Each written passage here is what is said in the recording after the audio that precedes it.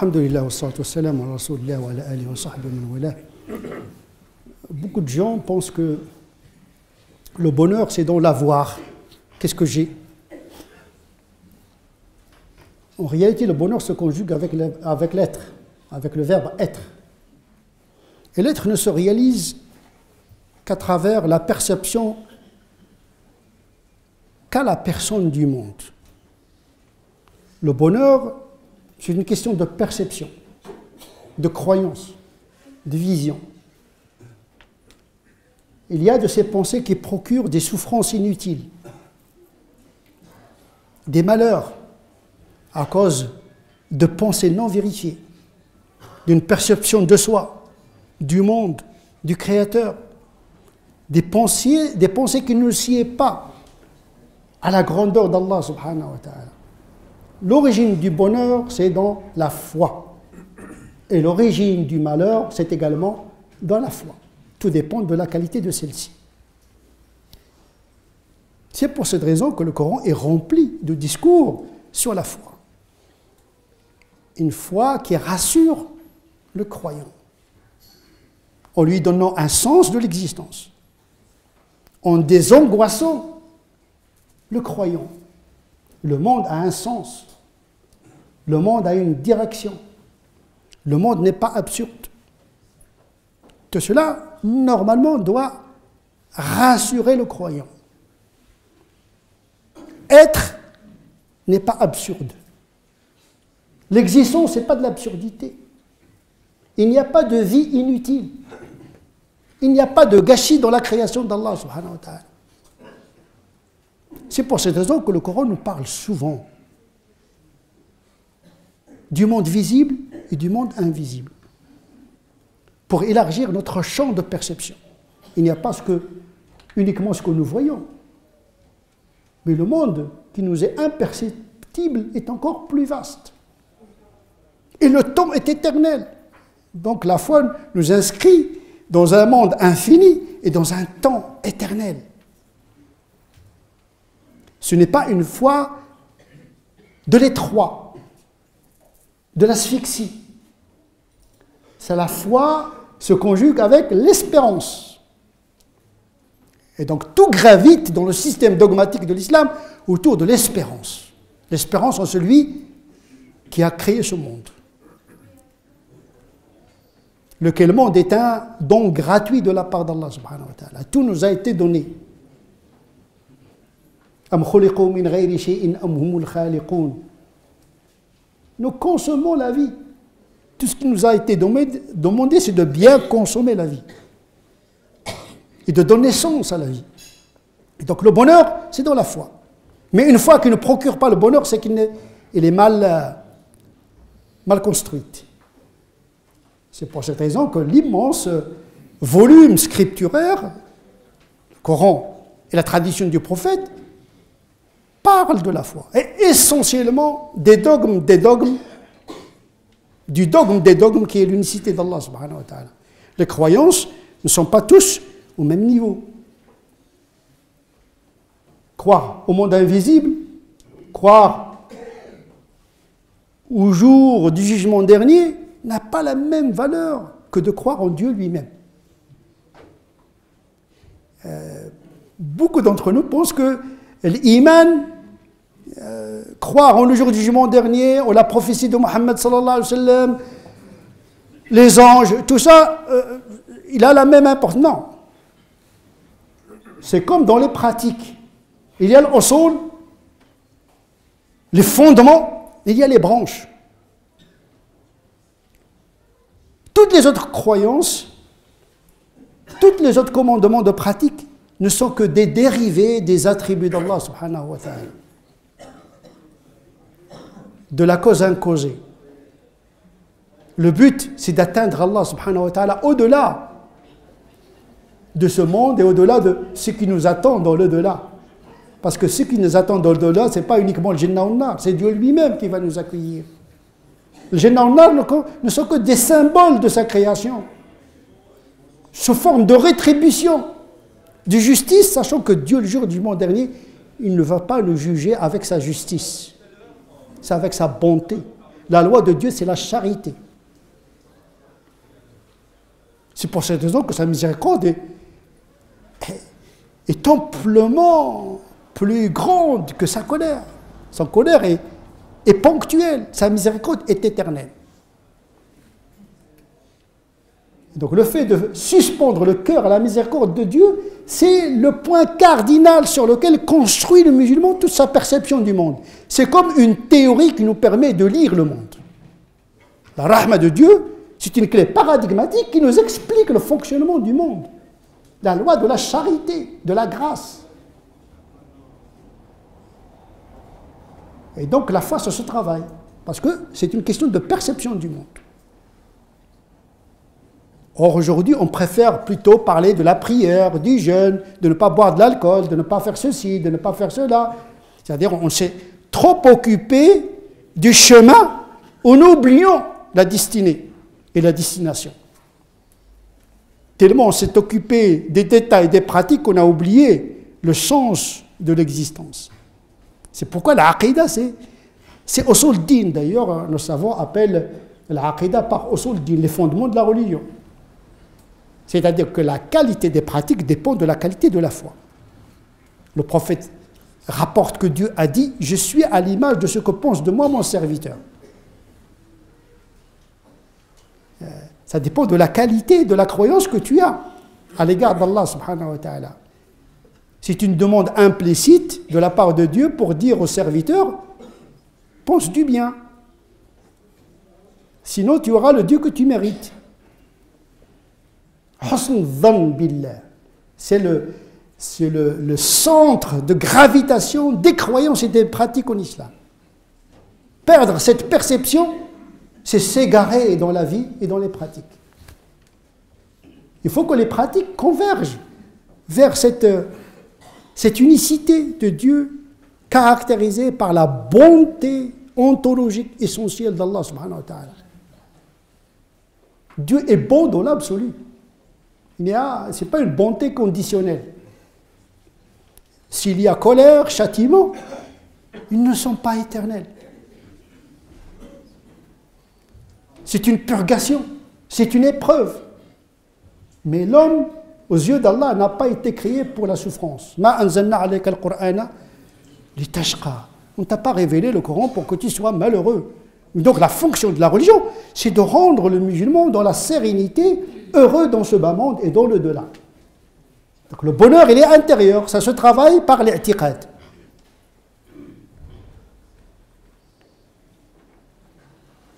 Un homme a dit au prophète sallallahu alayhi wa sallam un jour, au prophète,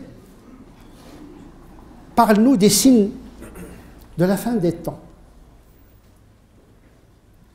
Il y a beaucoup de musulmans aujourd'hui qui sont en train de faire les statistiques et la collecte des signes de la fin des temps. Alamat Sa'a. Ils sont devenus même de grands spécialistes. Et qui sont en train de nous annoncer l'apocalypse, les prophètes du malheur. Le prophète, notre prophète Mohammed, c'est le prophète du bonheur. C'est deux visions radicalement opposées. C'est à vous de choisir. La prophétie du malheur ou la prophétie du bonheur. La prophétie de la sérénité ou bien la prophétie de l'angoisse. Choisissez votre croyance. C'est par ce point-là que le musulman commence l'aventure de l'existence spirituelle et morale. Sans cela, il va vivre dans la tristesse, l'angoisse, et il va la créer autour de lui. Malheureusement, beaucoup de musulmans ne sont pas heureux d'être musulmans. Parce qu'ils ne savent pas pourquoi ils sont musulmans. Comme si l'islam est une sanction subie. Ils pensent que les 5 prières, c'est une punition, le jeûne, c'est une punition, le fait de ne pas boire des boissons alcooliques, c'est une privation. C'est-à-dire, ils interprètent mal les lois d'Allah subhanahu wa ta'ala, que la loi elle est faite pour toi. Vous n'allez pas trouver dans les interdictions quelque chose qui est nécessaire pour l'être humain. Oui, la loi est une épreuve, mais au service du cœur et de la morale. C'est comme les médicaments, il est amer, mais il te soigne, il te traite. Tout dépend comment tu reçois. Tu accueilles les commandements d'Allah subhanahu wa ta'ala. Il y a beaucoup de gens qui pensent que le fait de croire, c'est uniquement de croire que Dieu est bon. Mais il faut croire que sa loi également, elle est bonne. Mais tout cela dépend de notre interprétation et de notre mise en pratique de la loi. C'est à ce niveau-là où il y a un dysfonctionnement. Quand est-ce que la fin des temps surviendrait-il tel au prophète sallallahu alayhi wa sallam? Le prophète de lui répondre, qu'est-ce que tu as préparé pour ce jour-là? Tu me demandes les signes des temps, ou bien les signes de la fin des temps. Ça veut dire que tu es prêt pour rencontrer Dieu. C'est-à-dire, cette question théorique, il implique un comportement pratique. Qu'est-ce que tu as préparé pour ce jour-là? Tu sais bien que tu vas rencontrer Allah subhanahu wa ta'ala. Qu'est-ce que tu as préparé? Qu'est-ce que tu as fait de ta vie? Et l'homme perplexe lui répondit au prophète, je n'ai pas préparé grand chose. Pas beaucoup de jeûnes, pas beaucoup de prières. Je suis un musulman boiteux. Je marche vers Dieu en boitant. Pour ne pas dire en rampant. Sauf que j'aime Dieu et son prophète. Ça, je peux dire que j'aime Dieu et son prophète, parce que c'est un sentiment dont je perçois l'intensité. Je n'ai que ça. Je n'ai que mon cœur. Le jeûne, les prières, sadaqat, tout ça, c'est l'acte du corps. Mais j'ai une petite vertu. Il pense que c'est une petite vertu. C'est que j'ai un sentiment d'amour à l'égard de Dieu. Et vous savez, l'amour, c'est une loi. Comme disait Ibn Qayyim al-Jawziyya. Il a dit, la loi de Dieu dans la création, c'est l'amour. C'est par amour que Dieu a créé l'univers. Et c'est par amour que le monde se tient en ordre. Donc il ne faut pas sous-estimer ce sentiment d'amour. Même si on ne le connaît pas très bien, on peut aimer quelqu'un dont on ne cerne pas toutes les qualités. Mais l'amour suffit. Ô prophète, je n'ai pas fait grand-chose, sauf que j'aime Dieu et son prophète. Et le prophète de lui répondre, eh bien sache que tu seras le jour du jugement dernier avec ceux que tu aimes. L'amour, c'est une énergie. Dans quelle direction tu la cultives? Donc l'amour sauve. Il ne lui a pas dit tu dois multiplier le jeûne, tu as des insuffisances, tu as 4 sur 20, il faut que tu travailles un petit peu sur ta matière, il faut que le jeûne... Non, non, non. Il l'a rassuré.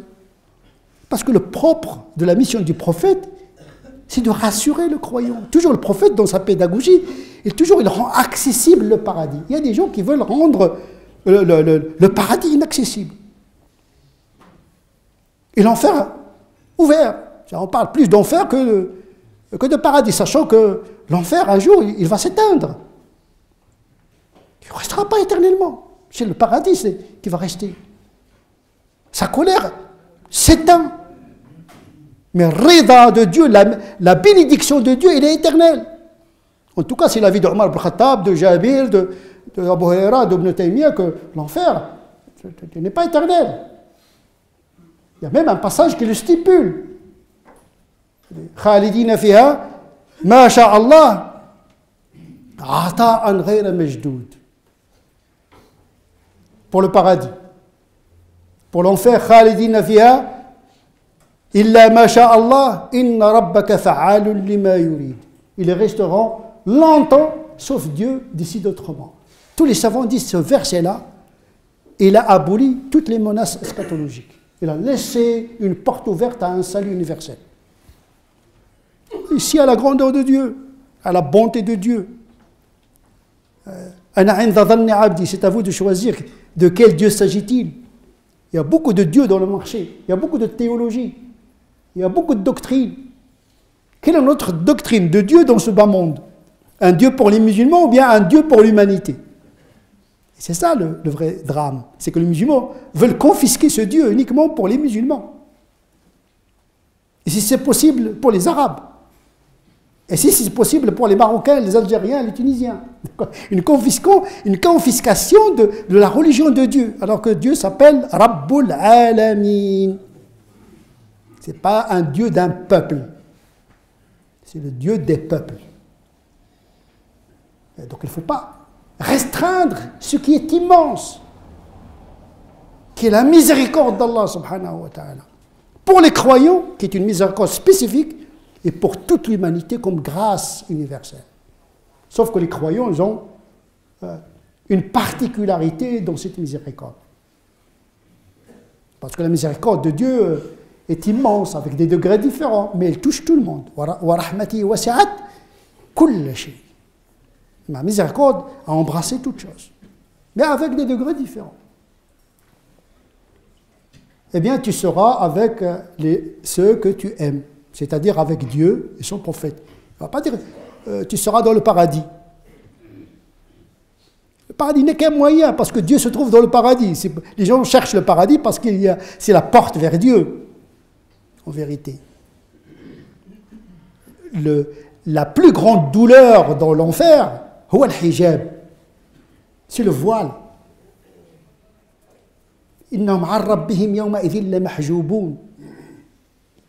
La grande souffrance, ce n'est pas physique, c'est presque se priver de rencontrer Dieu. Et donc en vérité, le musulman, s'il a une obsession chez les musulmans, en principe, c'est la rencontre de Dieu lui-même, subhanahu wa ta'ala. C'est une foi immense. Ça permet de traverser le désert de notre monde, de supporter les épreuves. Aucune épreuve n'est éternelle. Il y a des gens qui disent toute bonne chose a une fin. Alors, moi je dis tout malheur a une fin. Toute souffrance a une fin. Il faut inverser un petit peu le procédé.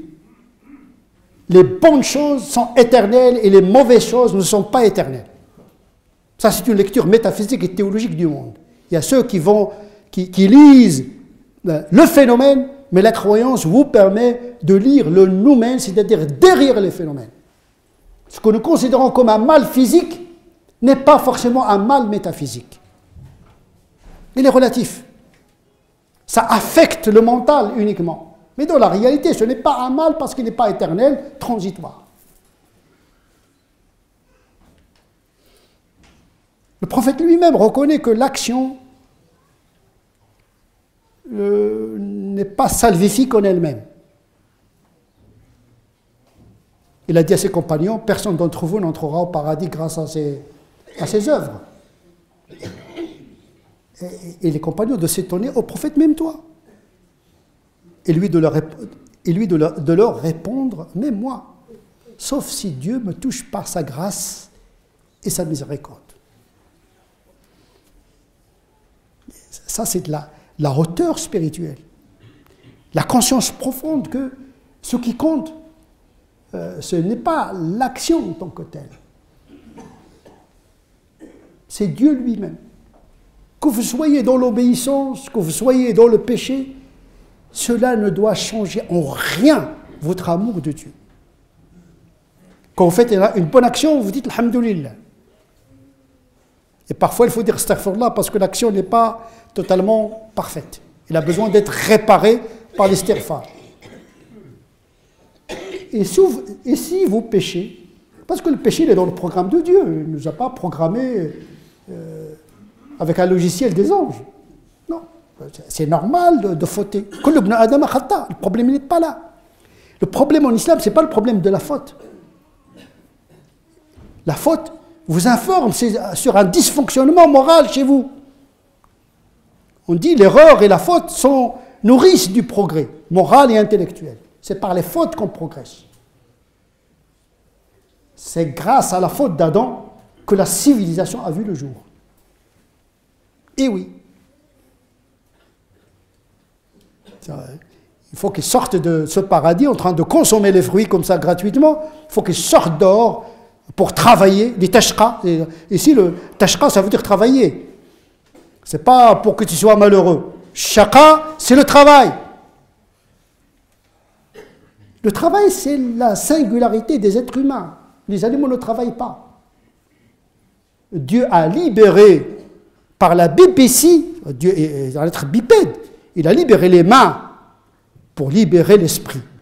Commencer à travailler, et puis les mains, elles produisent l'intelligence, les outils, etc. Il n'était pas destiné à rester dans le paradis en train de regarder les oiseaux. Ce n'était pas dans le projet de Dieu que, ah non, il reste comme ça, dans l'oisiveté. Il était programmé. Il n'est jamais fait l'ardi.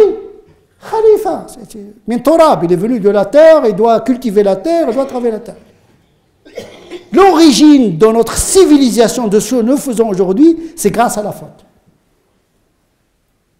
Comment convertir la faute à l'avantage de l'être humain. Donc l'islam, théologiquement parlant, n'a pas de problème avec la faute, quel qu'il soit. D'ailleurs, l'islam ne réduit jamais le fauteur à sa faute, ni le criminel à son crime. Parce que nous considérons que l'homme est bon ontologiquement, mauvais accidentellement. Une vision pessimiste. Si vous voyez tout le monde est mauvais, vous êtes mauvais. Parce que nous sommes constitués de la même pâte. Nous sommes une humanité fractale, le tout est dans la partie. On n'est pas isolé de l'humanité. Si tu penses que les autres sont mauvais par nature, c'est que vous êtes condamné vous-même. Or, théologiquement parlant, on a créé l'homme dans la posture spirituelle morale la plus parfaite. C'est-à-dire la chute est venue après. La réparation par la foi et l'action juste. La grandeur de l'homme, c'est cette capacité de se réparer, de se perfectionner, à être perfectible. Donc, quand on fait une bonne œuvre, on dit alhamdoulilah. Quand on trébuche, quand on commet ce qui pourrait paraître comme des choses qu'on ne peut pas réparer, les réparables, eh bien tout est réparable avec Dieu. Avec les hommes, peut-être on aura beaucoup de difficultés, mais en tout cas avec Dieu, ce n'est pas le même barème. Il ne faut pas croire que Dieu va nous juger comme les hommes. Heureusement que c'est Dieu qui va juger le jour du jugement dernier. Mais il y a des musulmans qui veulent prendre la place de Dieu. Ils passent chaque seconde de leur vie à juger les gens. Et ça, c'est le début de la souffrance. Parce que celui qui croit convenablement à Dieu, il ne juge personne. Al-Khalqa.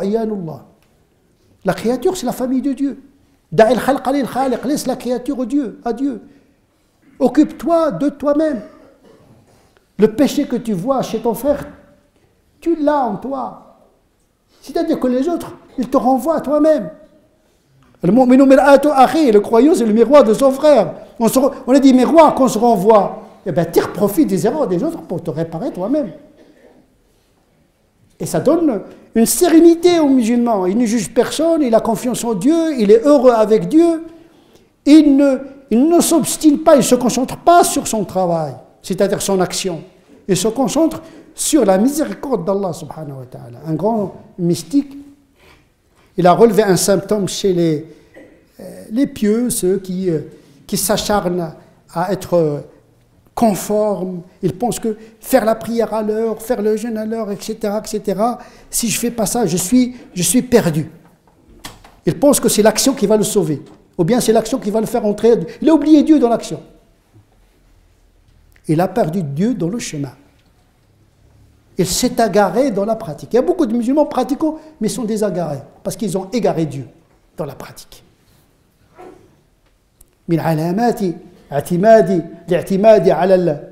Parmi les signes de la confiance que tu as envers ton action, c'est ton désespoir lorsque tu commets une faute. Or, celui qui commet une faute, il ne perd jamais espoir en Dieu. Parce que tu penses que l'action que tu fais, c'est elle qui va te sauver, le fait de tomber dans le péché augmente ton désespoir. Or, c'est le contraire.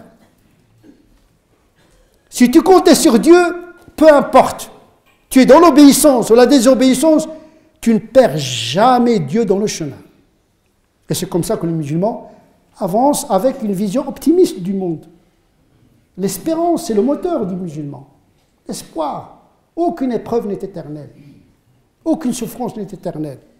Il ne reste qu'Allah subhanahu wa ta'ala et Dieu est bon. نسأل الله عز وجل أن يجعلنا الذين يستمعون القول فيتبعون أحسنه. اللهم اهدنا فيمن هديت وعافنا فيمن عافيت وتولنا فيمن توليت وبارك لنا فيما أعطيت وقنا اصرف عنا شر ما قضيت فإنك تقضي ولا يقضى عليك إنه لا يذل من واليت ولا يعز من عاديت تباركت ربنا وتعاليت. اللهم لا تدع لنا في هذه الساعة الكريمة ذنبا إلا غفرته ولا هما إلا فرجته ولا كربا إلا نفسته ولا ميتا إلا رحمته ولا عزبا يريد الإحسان إلا حصنته ولا مظلوما إلا نصرته ولا مسجونا مظلوما إلا فككت أسره ولا حاجة من حوائج الدنيا لك فيها رضا ولنا فيها صلاح إلا يسرتها. اللهم صل على سيدنا محمد وعلى آل سيدنا محمد كما صليت على سيدنا إبراهيم وعلى آل سيدنا إبراهيم وبارك على سيدنا محمد وعلى آل سيدنا محمد كما باركت على سيدنا إبراهيم وعلى آل سيدنا إبراهيم في العالمين إنك حميد مجيد. سبحان ربك رب العزة عما يصفون وسلام على المرسلين والحمد لله رب العالمين.